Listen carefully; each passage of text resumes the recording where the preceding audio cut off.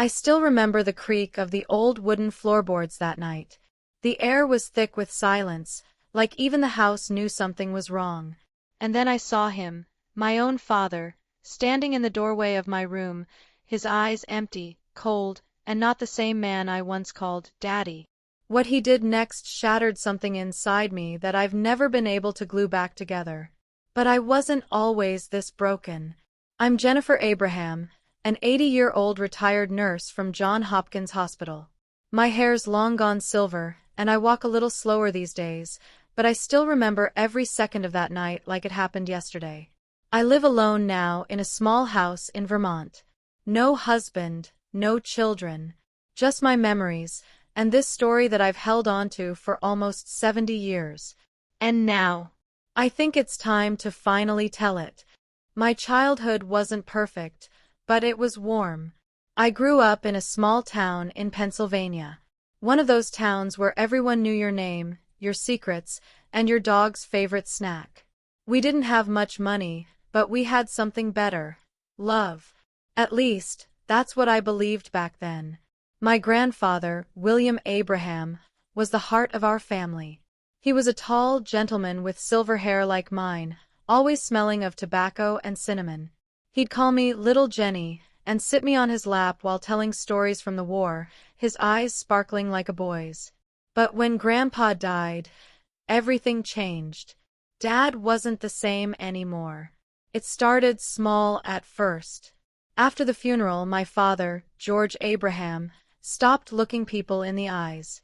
He sat in the living room for hours, staring at nothing, holding Grandpa's pipe even though he didn't smoke. I was just 11 years old at the time, and I didn't understand what grief really meant. I thought maybe he was just sad like me. But then the yelling started. At first, it was directed at the walls or the ceiling. Then my mother. And eventually, at me. One morning, I spilled some milk on the kitchen floor. My father whipped around like I had set the house on fire. "You useless girl," he shouted, slamming his fist against the counter. I froze. Mom was standing nearby, but she didn't say anything. She just wiped her hands on her apron and turned away. That was the first time I realized something inside our family had snapped. Still, I tried to stay close to him.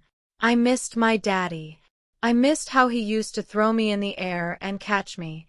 I missed the man who'd sneak candy into my school bag. So one night, I knocked gently on his door, holding the book he used to read to me, The Velveteen Rabbit. "Daddy," I whispered, "can I sleep in your bed tonight? I'm scared." He looked up from his chair, slowly. His eyes were bloodshot. "Come in," he said, his voice low and strange. I should have stayed in my room. As I slid under the covers, he didn't turn off the light like he used to. He didn't smile or tuck me in. He just lay there, staring at the ceiling. And then, I felt his hand on my arm. It was gentle at first. Too gentle. "Jenny," he said, "you know how much Daddy loves you, right?" Something about the way he said it made my heart thump. I was just a kid, but even then, I knew something wasn't right. I froze. I didn't move a muscle. I kept my eyes shut, praying it was just a bad dream. But it wasn't. And that night, something inside me died. The next morning, he acted like nothing happened. He poured me cereal, kissed my forehead, laughed at the newspaper. Meanwhile, I was shaking so hard I spilled my milk again. He didn't yell this time. He just looked at me with a weird smile and said, "Accidents happen." I wanted to run to Mom. I wanted to scream. But when I looked at her, I saw something I didn't expect. Fear. Her hands trembled when she handed me my backpack. Her eyes wouldn't meet mine. And in that moment, I knew. She already knew. I stopped speaking for almost a month. The school counselor said I was going through delayed grief. But it wasn't grief. It was a shame. It was fear. And every night, I locked my door. Every night, I pushed my dresser in front of it. Every night, I begged whatever angels were out there to protect me. But the locks didn't matter. Because it wasn't just about that night anymore. It was about what happened afterward. It was about the way he began following me around the house. The way he insisted on washing my hair for me. The way he ripped up the letter I tried to mail to Grandma. I was a prisoner in my own home. Then, one night, I made a mistake. I left my bedroom window open because it was too hot. I couldn't breathe with the door locked and the dresser jammed against it. That's when I heard it. The floorboards creaked. Slow, deliberate footsteps. And when I turned around, he was already standing in my room.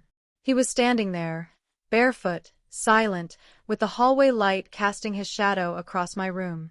My heart beat so loud, I was afraid he'd hear it. I sat up, pulling the blanket over my chest like it could protect me. "Why's your window open, Jenny?" he asked softly, but there was something sharp under his voice. "Trying to run away from Daddy?" I couldn't answer. My mouth was dry. I stared at the nightstand, gripping the edge so tight my knuckles turned white. He stepped closer. 1 foot. Then another. "I missed you last night," he whispered. And that's when I screamed. I screamed so loud I think I woke the whole neighborhood. But no one came. Not even Mom. The next morning, she pretended like nothing happened. Like my screams were just dreams. Like her husband hadn't crept into her daughter's room in the middle of the night. She poured orange juice and told me to eat my eggs. I looked at her, begging her with my eyes. And I finally asked her quietly, "Why didn't you come?" She froze, spatula in hand. Then without looking at me, she whispered, "You need to stop causing problems, Jennifer." And that was it. I realized at that moment, I was alone. That day at school, I couldn't stop shaking. My best friend, Kayla, asked if I was sick. I nodded, because it was easier than explaining what really made my stomach hurt. The counselor called me in again. She wore a blue cardigan and smelled like coffee and paper. She asked me if I was okay at home. I wanted to say no. But something held my tongue. Maybe it was fear. Maybe it was a shame. Maybe it was the voice in my head that kept saying, "He's your dad. No one will believe you." So I just stared at the ground and nodded. When I got home, I found all my books in the trash. My homework, my drawings, even the diary I had hidden under my mattress. I stood there staring at it all, my fingers trembling. "What did you do?" I yelled. He was sitting in his chair, polishing Grandpa's old pipe. He looked up at me and smiled. "You don't need those things. They make you think too much." I couldn't stop the tears. I ran to the bathroom, locked the door, and cried until my eyes swelled shut. That night, I pushed the dresser in front of the door again. And this time, I nailed the window shut. The next few days, I avoided him like the plague. I woke up early, stayed late at school, ate in silence. I kept headphones in my ears, even when there was no music playing, just to block out his voice. But it didn't matter. Because the more I pulled away, the more he hovered. Like a vulture. One Saturday morning, he told me we were going on a special trip. I said I didn't want to go. He grabbed my wrist so tight I thought he'd snap it. "You'll come," he said, "because Daddy said so." He drove us 2 hours out of town, into the woods. The road was gravel and twisted through trees like it had no end. I kept glancing at the door handle, wondering if I should jump. But I didn't. We stopped at a tiny cabin with no electricity and no phone signal. It used to be Grandpa's fishing hut. I hadn't been there since I was a child. Back when things were safe. Back when Dad used to hum songs while baiting a hook and calling me his little sunshine. But this time, there was no music. Just silence. And his eyes. That night, We sat by the fireplace. He gave me a mug of hot chocolate. I stared at it like it might be poison. Then he said, "Do you remember what Grandpa told me when I was your age?" I shook my head, still gripping the mug.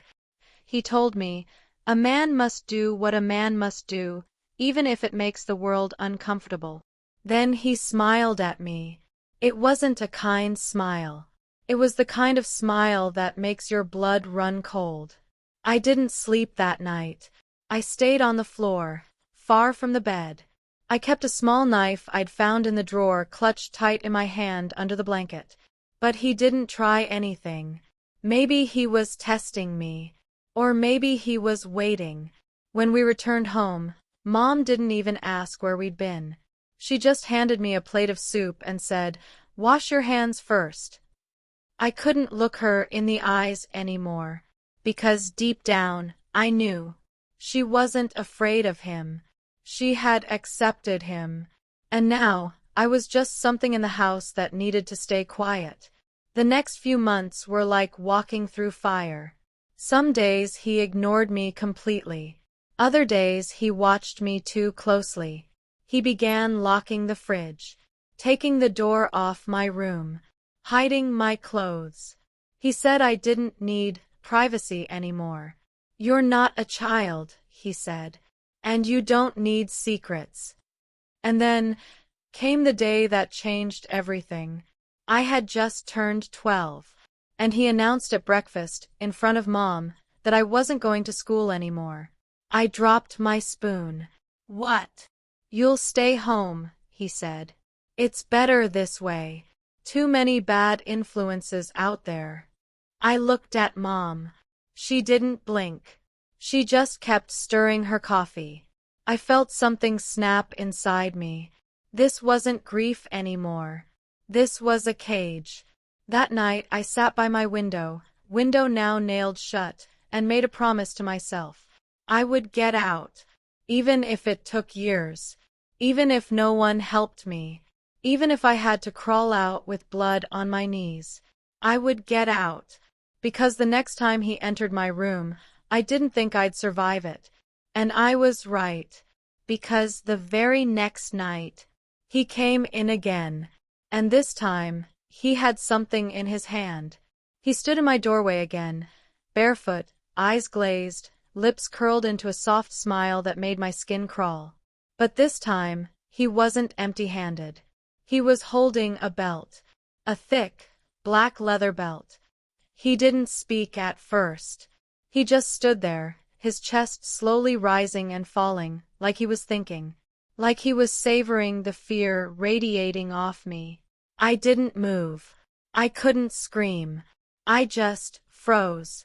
Then he whispered, "You're too wild now, Jenny. You need discipline." I tried to back away, my legs tangled in the blanket, and in one fast motion, he stepped in and shut the door behind him.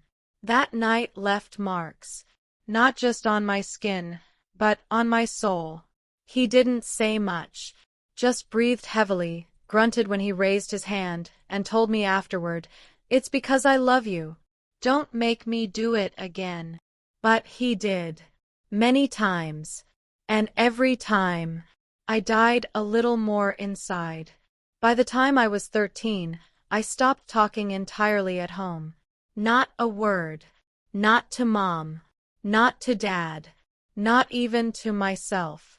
It was like I was trying to disappear, one silence at a time. I started writing everything in a little notebook I had hidden behind a loose floorboard in my room. I wrote letters to God, to Grandma, to the wind, anyone who might listen. Some entries were just one word over and over, help. Others were questions. Why me? What did I do wrong? But I never got any answers. I knew I needed help. Real help. So I made a plan. One night, I snuck into the hallway while Dad was asleep. I had watched him hide the truck keys under the sink in the kitchen cabinet. I tiptoed, heart pounding, grabbed the keys, and started to sneak out the back door. But before I could reach the porch, I felt a hand grab my hair from behind. He had been awake, waiting. He didn't yell. He didn't strike me. Instead, he whispered in my ear, "You thought you could leave me? Where would you go, Jenny? You're mine." And then he locked me in the basement for 3 days. No food. No light. Just the sound of pipes dripping, rats squeaking, and the occasional slam of the door upstairs to remind me that I was still trapped in his world. I didn't cry. I didn't scream. I just curled up on the cement floor and counted the hours. 1, 2, 20. Until Mom finally opened the door and slid a plate of stale bread and water in. She didn't speak. She didn't look at me. And I knew she had chosen him. But I didn't give up. Something inside me had started to change. Maybe it was anger. Maybe it was the little pieces of me that refused to die.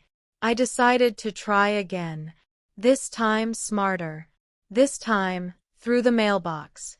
I wrote a letter to my school principal, Mr. Connors. He was a tall man with glasses, always smiling and kind. I remembered him once telling a girl in our class, "If you ever feel unsafe, speak up, even if it's scary." So I wrote everything. The nights, the cabin, the belt, the basement. I begged him not to tell anyone until he could help me get out safely. I wrapped the letter in a plastic bag, taped it under my coat, and waited until Sunday, the day Dad always walked to the corner store for cigarettes. When he left, I ran to the mailbox at the end of our street and shoved the letter inside. And then I ran back home. Fast. Heart pounding. Fingers shaking. The next 2 days were the longest of my life. I didn't know if the letter got there. I didn't know if someone else saw it. And I didn't know what Dad would do if he ever found out. But then, something strange happened. On Wednesday morning, a car I didn't recognize pulled up outside our house. It was sleek. Dark blue. Government plates. A man in a gray suit stepped out, followed by a woman in a long coat carrying a clipboard. I pressed my face against the window, barely breathing. Then there was a knock at the door. Dad opened it. I couldn't hear what they said, but I saw Dad's face. His eyes narrowed, jaw clenched.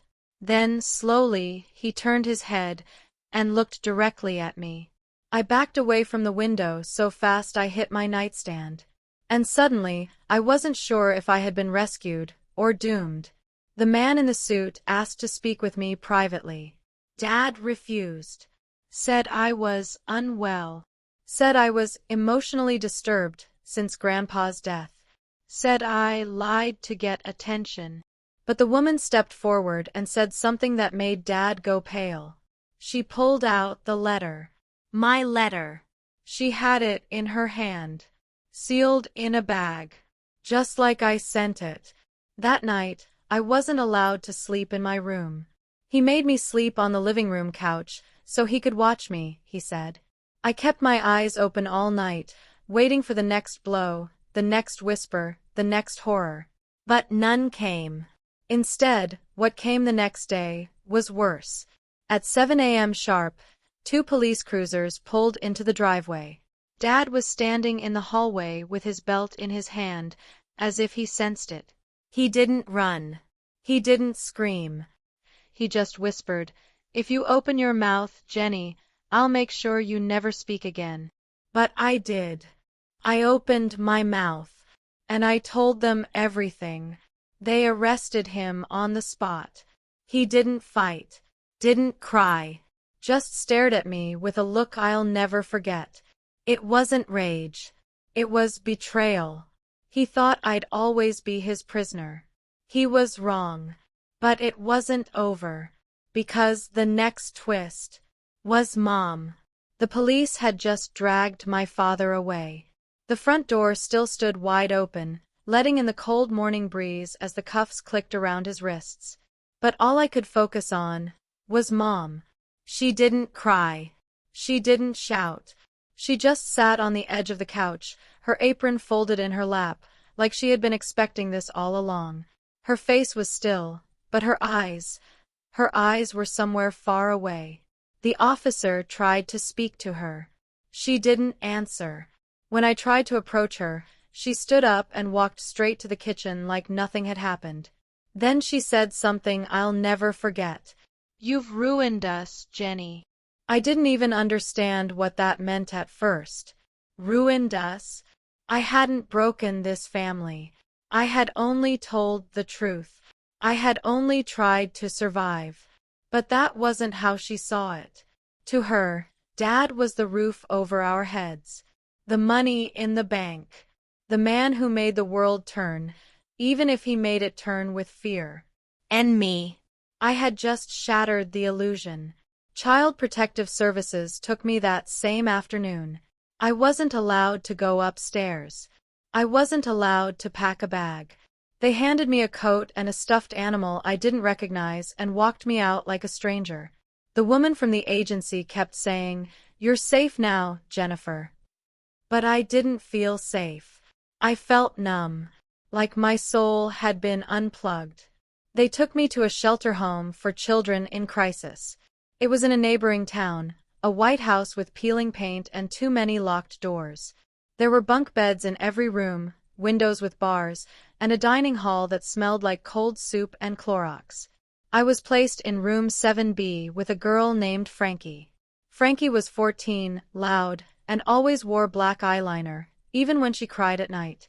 She stared at me for a long time on my first day, then said, "You look like you've seen hell." I didn't answer. She didn't ask again. The social worker, Miss Dana, was the only adult I trusted. She had a warm smile and hair that smelled like peppermint.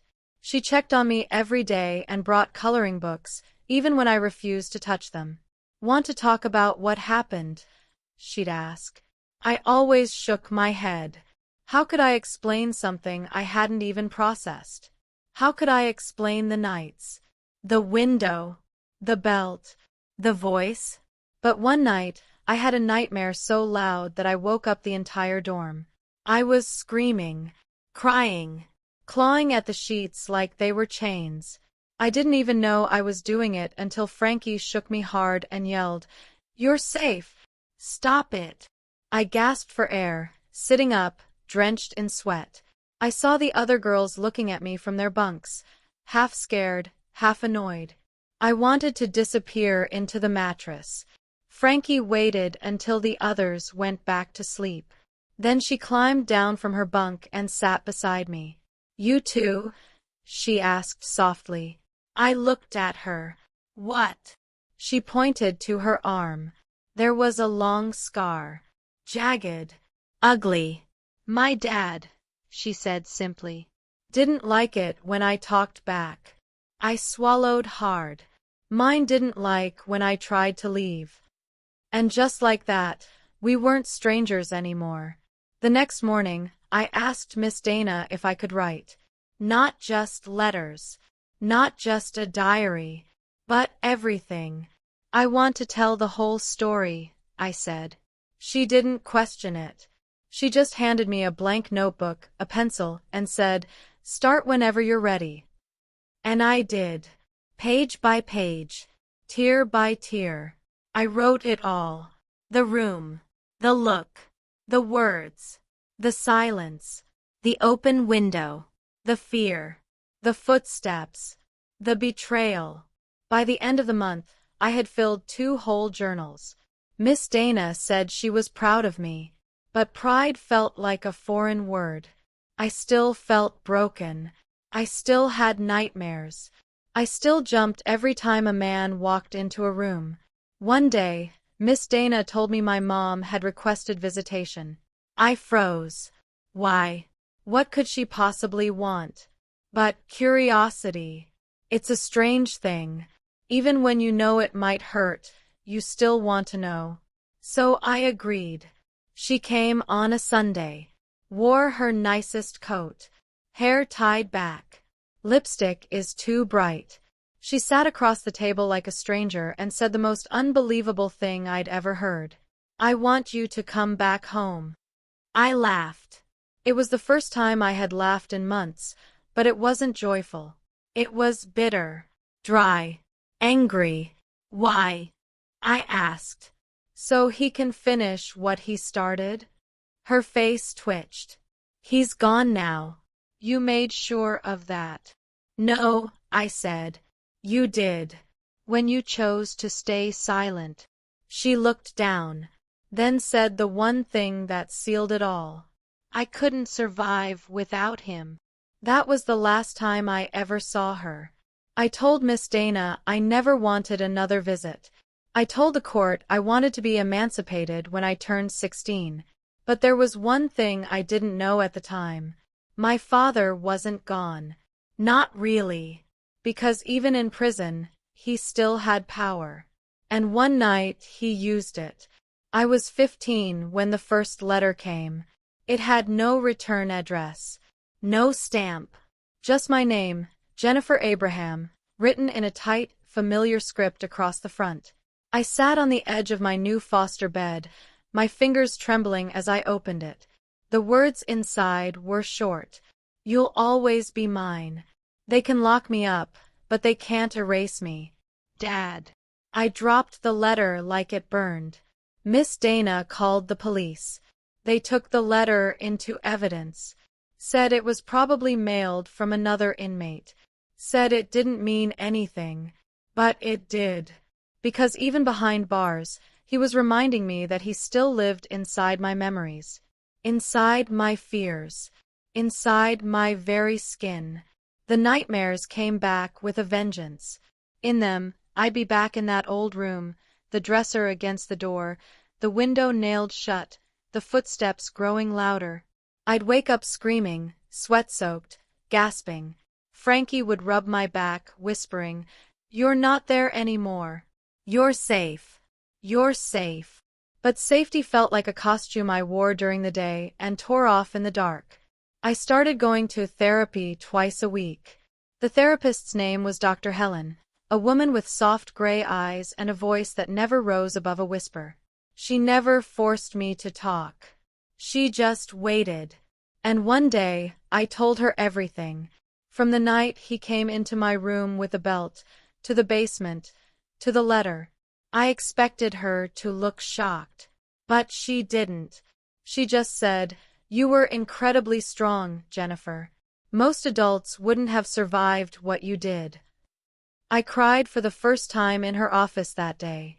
Not because I was weak, but because for once, someone saw my pain and didn't look away. Things began to change after that. Slowly. I started journaling again. Not just about the past, but about the future. I wrote down dreams, becoming a nurse, owning a dog, maybe living near the ocean one day. Miss Dana helped me apply for a scholarship to a community college. Frankie and I stayed in touch after she was moved to a different foster family. For a while, life was quiet, almost peaceful. Then, another letter came. This one was worse. Not because of what it said, but because of what was inside. It was a photograph. A photo of me. At school. Sitting under a tree, writing in my notebook. The back was scribbled with one sentence. "You're still being watched." That night, I locked myself in the bathroom and threw up. Who had taken that photo? How did they get that close? Was it him? Has someone from the prison helped? Miss Dana contacted the authorities again. The police did a sweep of the school grounds. Security cameras were reviewed. No leads. Just silence. And that kind of silence, it's the most terrifying of all. The school put me on restricted movement. A staff member had to walk me to and from every class. They moved me to a different foster home, in a different town. But the fear, it came with me. I began sleeping with scissors under my pillow. I stopped going to public events. I even stopped writing in my journal. Because I didn't feel like a person anymore. I felt like prey. Then one day, Miss Dana sat me down. "I need to tell you something, Jenny," she said gently. I braced myself. "Your father, He's up for parole. I couldn't breathe. My hands went numb. My brain screamed, no, no, no. He served only 5 years, she continued, because there wasn't enough physical evidence to charge him for everything, just assault and unlawful confinement. He might get out, I whispered. She nodded slowly. He's scheduled for a parole hearing in 6 weeks. The next few days felt like drowning with your eyes open. I stopped eating. I stopped sleeping. And then one night, I made a decision.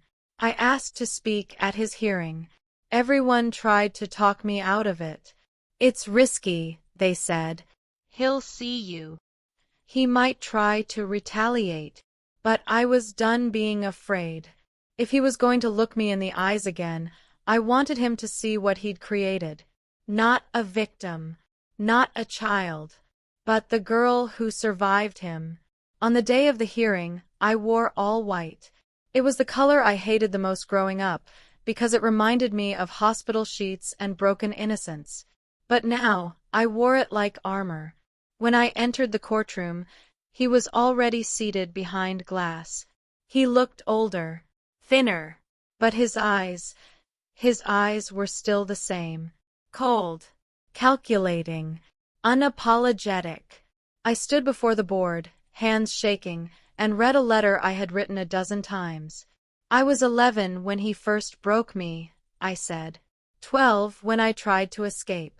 13 when I realized my mother wouldn't save me. 15 when I found out even prison can't keep his poison from leaking into my life. I paused. He is not sorry. He is dangerous. And I ask, no, I beg you not to let him out. When I finished, the room was silent. He didn't blink. He didn't look ashamed. He just smiled. That same smile from the night he brought the belt. But this time, I didn't flinch. The parole board deliberated for 45 minutes. I sat in a small waiting room with Miss Dana by my side. My hands wouldn't stop trembling, even though I kept them buried deep in my pockets. The clock on the wall ticked loud enough to match my heartbeat. When the door finally opened, a guard stepped out and nodded at me. They've made a decision. I stood. I walked into that sterile room like I was walking into fire. The board didn't look at me when they spoke, but their words lit something inside me I hadn't felt in years. Parole is denied. I should have cried. I should have collapsed with relief. But instead I just stood there, still. Because no matter how many walls they kept between us, I knew one thing. He would never really be gone. Not from my life. Not from my mind. Not from the parts of me he broke. After the hearing, Miss Dana hugged me tighter than she ever had. I'm proud of you, she said. I nodded, but the words didn't sink in. I didn't feel proud. I felt numb. That's what trauma does. It steals even your triumphs. Over the next year, I poured everything into rebuilding. I finished high school in a new town, got my first part-time job at a nursing home. Ironically, helping the elderly helped me find purpose again. I found peace in small things, braiding someone's hair, changing a blanket, reading bedtime stories to women who looked like grandmothers but often forgot who they were. Maybe I loved them because they couldn't hurt me. Maybe I loved them because they never judged. I applied to nursing school. Got in. And when they asked me on my entrance essay why I wanted to become a nurse, I wrote, because I know what it feels like to be broken and left alone. I want to be the person who stays. One evening, during my clinical rotation, a patient called me by my full name. Jennifer Abraham? I turned. She was old, frail. Her voice cracked like dry paper. Yes, ma'am. I asked. Her eyes searched mine. You lived in Maple Hill, didn't you? My stomach clenched. I nodded slowly. Yes. My niece went to your school. She remembered what happened to you. I swallowed hard. Then she reached for my hand and whispered, "You were so brave." It was the first time in years I felt like maybe I had done something right, not just for me, but for every girl who couldn't scream, every child who couldn't run, every voice that never got heard. But peace doesn't come clean, because just when I thought I was starting to heal, another letter came. This time, it wasn't from prison. It was from a law office. "Dear Ms. Abraham," it read, "we are writing to inform you that your father, George Abraham, has named you the sole heir to his estate in his updated will, including his land, house, and remaining assets. He is currently terminally ill and has requested to see you." I dropped the letter, stared at the words until they blurred. He's dying. He wants to see me. For 2 days, I didn't eat, couldn't sleep, couldn't think straight. Why now? Why me? Was it guilt? Was it controlled? Or was it one final manipulation? I didn't tell Miss Dana. I didn't tell Frankie. I didn't tell anyone. I just packed a small bag, took a bus, and went to the hospice where he was being kept. The front desk nurse handed me a visitor badge. "He's in room 14, she said softly. "He's been asking if you'd come." As I walked down the hallway, the walls felt like they were closing in. Each step felt heavier. My throat dried. My hands were damp. And when I reached the door, I almost turned around. But I didn't. Because some monsters don't deserve your fear. They deserve your eyes. I stepped in. There he was. Older. Weaker. But still him. His gray eyes flicked to mine. And he smiled. "Jenny." My whole body stiffened. "I knew you'd come," he whispered. I didn't answer. I stood, arms folded, by the door. He coughed, chest heaving, then reached for a glass of water. His hands shook too much to lift it. "Why did you call me?" I asked. He looked at me, smirked. "To see if you'd still come when I said so."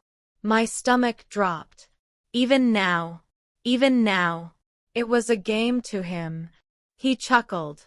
"You still have that fire. Just like your grandfather." My skin crawled. "You don't get to talk about him," I snapped. He leaned back.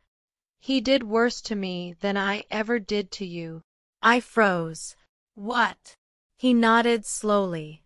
"The same way I hurt you, he hurt me. When I was even younger." I blinked. The room felt like it tilted sideways. "Why are you telling me this?" I asked.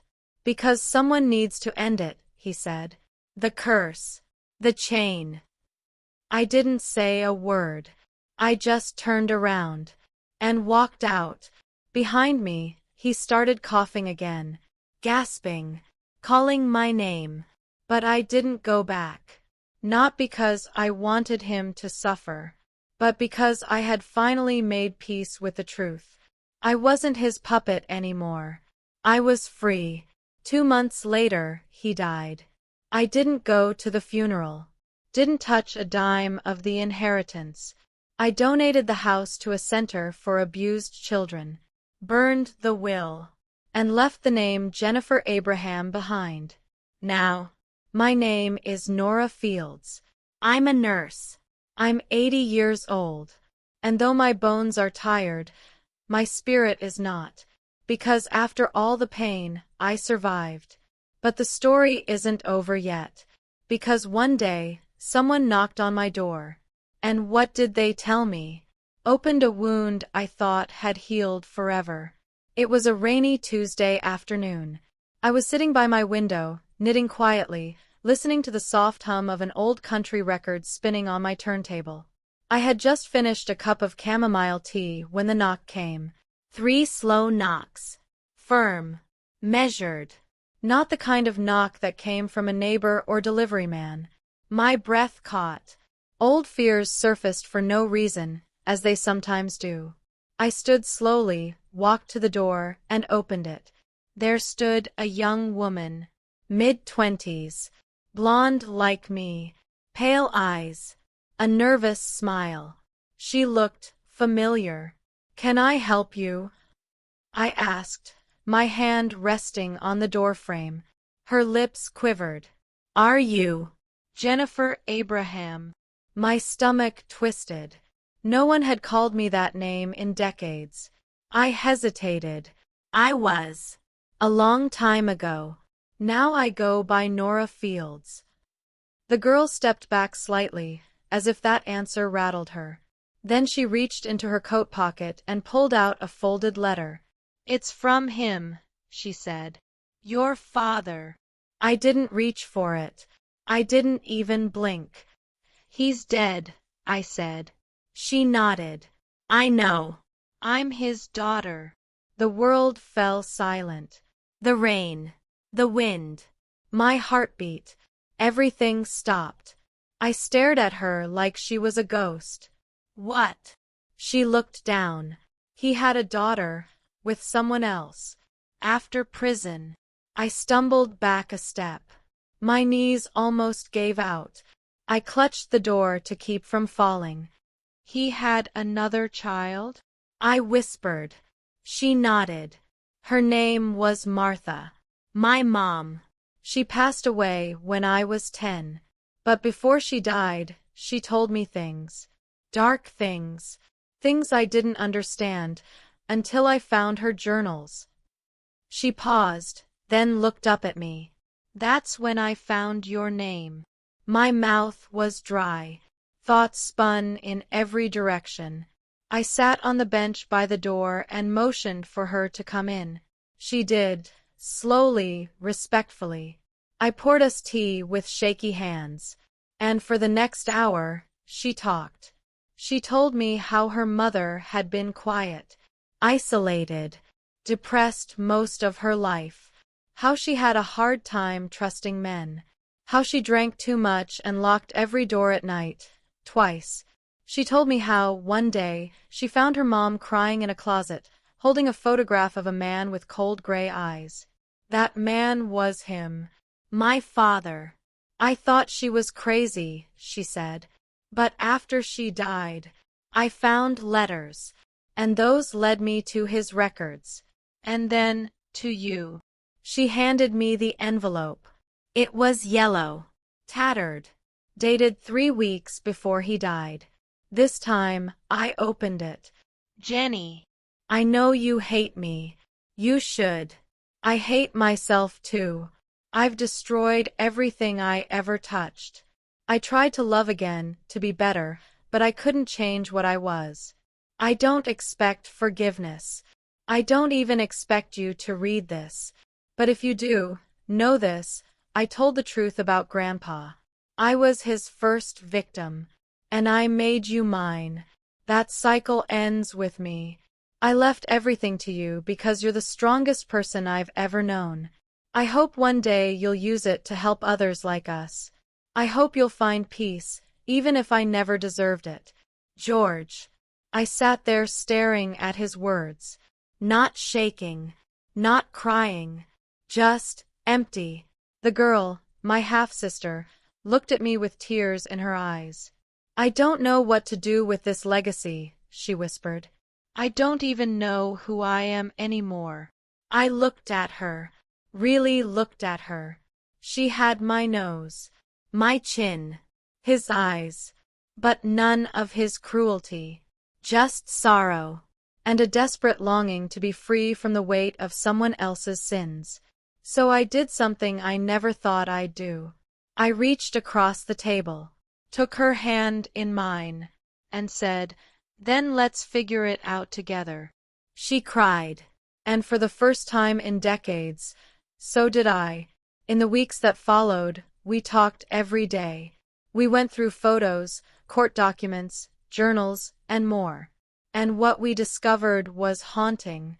He had done it again, not as violently, not as directly, but the patterns were there: control, gaslighting, fear. She had grown up under his shadow, too. And now, like me, she wanted to heal. So we made a decision. We started a non-profit, a foundation for women and children escaping family abuse. We named it the Jenny House. Not because I wanted the attention, but because I wanted that little girl in the nailed-shut room to finally matter. We opened our first safe home 2 years later. It had warm beds, soft lamps, soundproofed rooms, and a hallway with motion sensors instead of locks. Every window had a view of the trees, and in the dining room, we hung a simple plaque. You are not alone, and you are not what they did to you.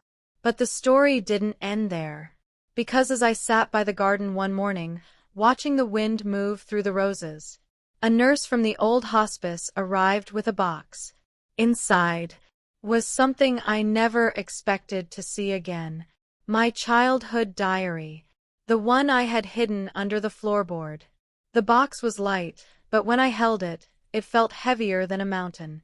The nurse who brought it was soft-spoken, probably in her late 40s, and wore pale pink scrubs with small daisies on them.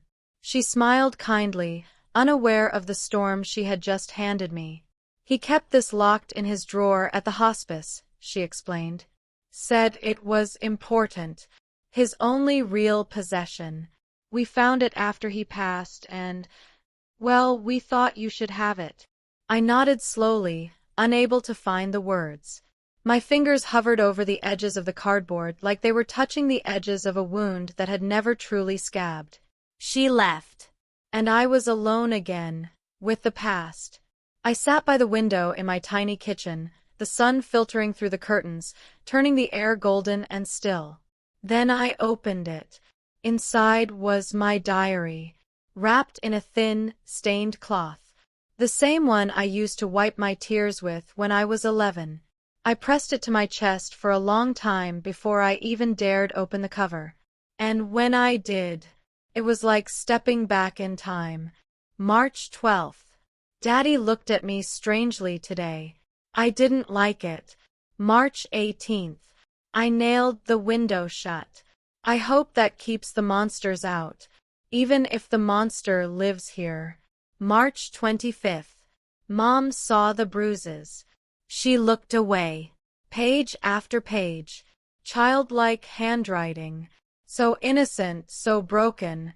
My breath hitched as I read entries I had forgotten, moments too painful to carry, buried so deep I thought they were gone. But here they were, raw, honest, and alive again. Then, halfway through the book, I saw something strange.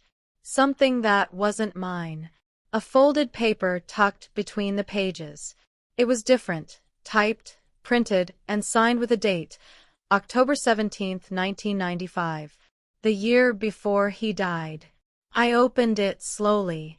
It was a confession, not just to what he'd done to me, but to what Grandpa had done to him, and what Grandpa's father had done before that.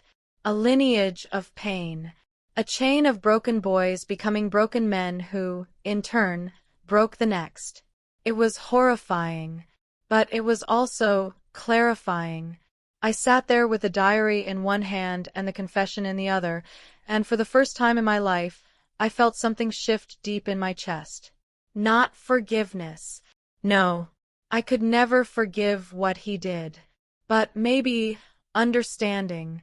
And with that understanding, maybe I could begin to loosen the grip those memories had on me. That night, I visited the Jenny house. It was quiet, filled with the soft breathing of women and children asleep in safe beds. I walked into the counseling room, lit a candle, and placed the diary and confession in a small wooden box on the table. Above it, I posted a note that read, "This story isn't just mine. It belongs to every girl who thought she wouldn't survive. If you're reading this, know that you already did." The next morning, I found a note on the table under the box. It was from a teenager named Lydia who had arrived just 3 days earlier. She had big eyes, barely spoke, and flinched every time a door closed.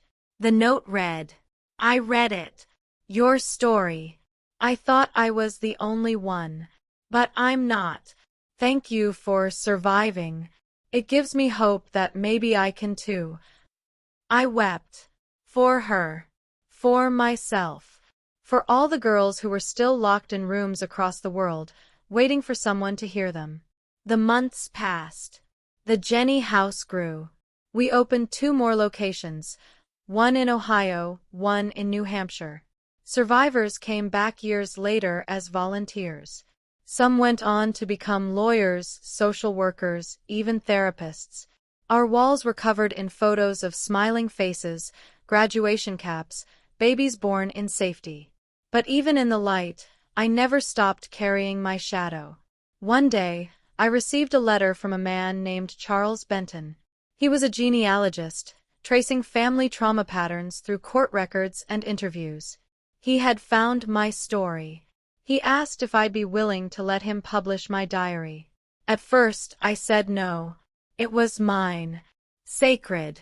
A relic of pain and survival. But then I thought of Lydia. Of all the Lydias. And I said yes. The book, titled Nailed Windows, came out the following year. It wasn't a bestseller, but it reached the right people. I got letters, emails, calls from survivors who said they finally saw themselves in something. And even more importantly, from people who finally believed their daughters, sisters, mothers. Then, something happened I never expected. I was nominated for a National Service Award. Me. The girl who once slept with scissors under her pillow. Who barely survived the night her father came into her room. I didn't want to go. Didn't care about awards. But my sister, the young woman who knocked on my door that rainy Tuesday, convinced me. You didn't survive for nothing, she said.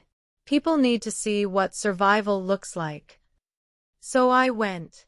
At the podium, under bright lights and a room full of strangers, I stood tall.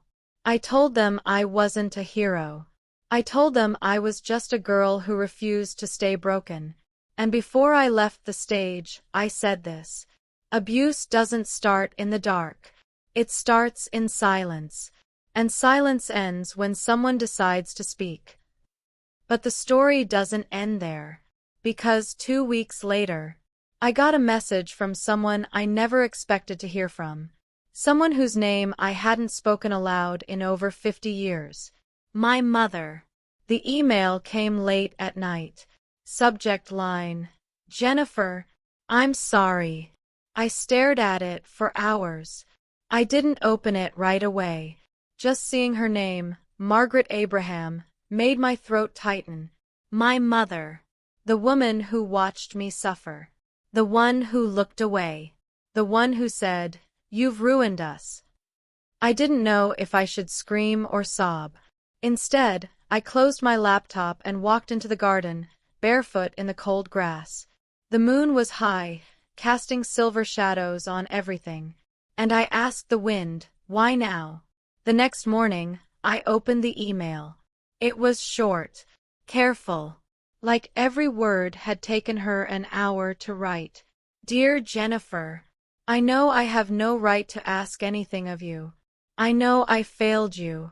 I told myself I was protecting you by staying quiet, but the truth is, I was just protecting myself.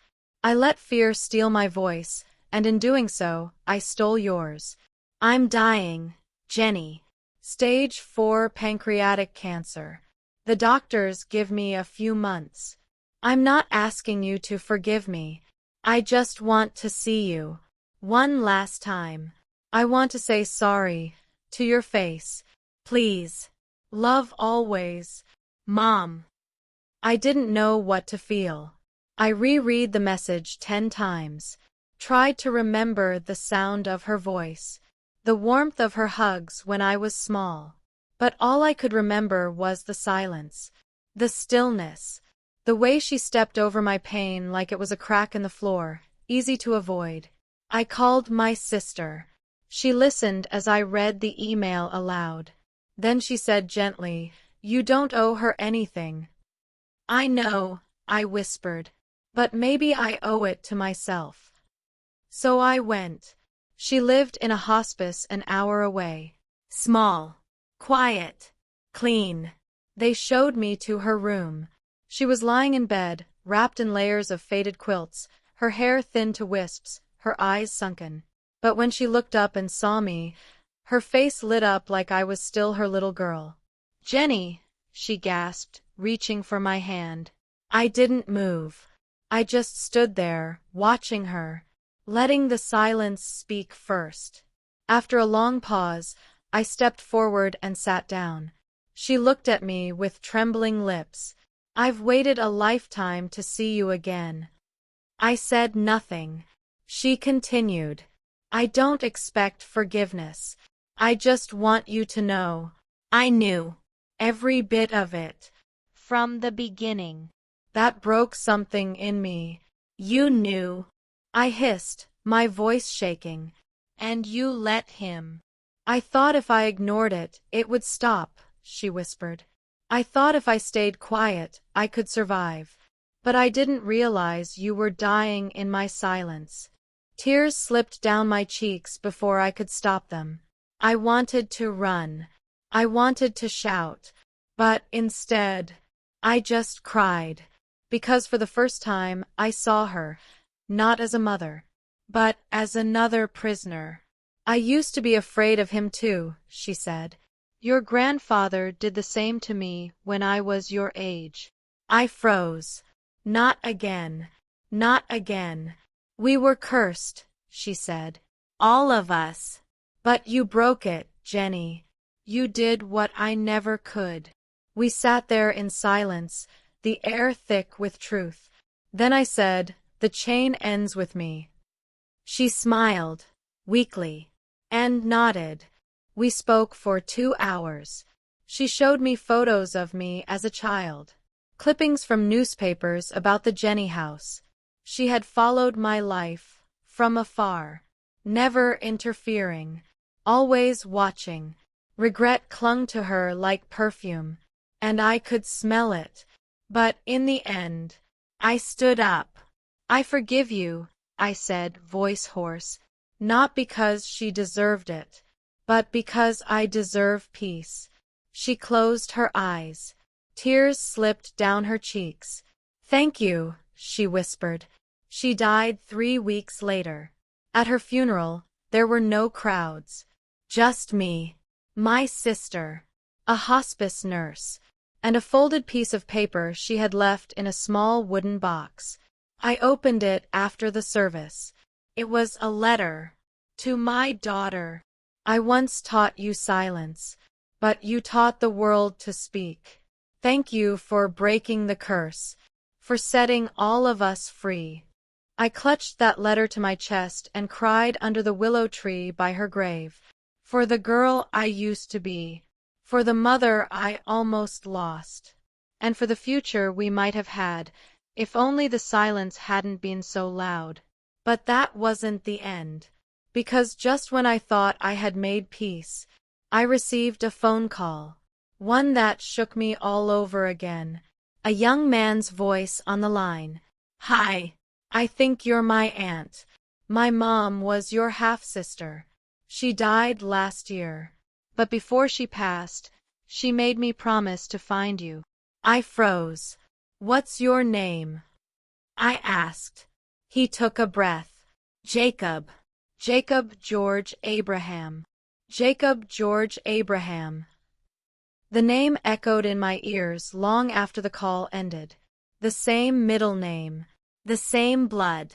But this time, it wasn't fear that bloomed in my chest. It was something unfamiliar. Hope.